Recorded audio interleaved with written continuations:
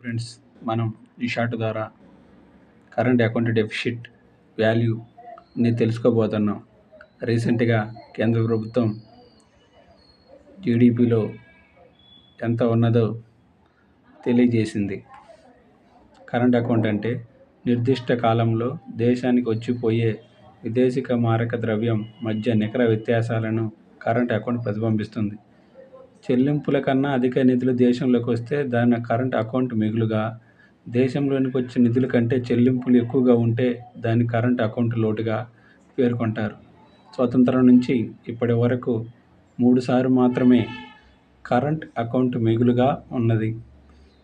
మిగతా సంవత్సరాలు మొత్తం కరెంట్ అకౌంట్ లోటుగా ఉన్నది. 2023-24కి జీడిపిలో 0.7, 22-23కి 2%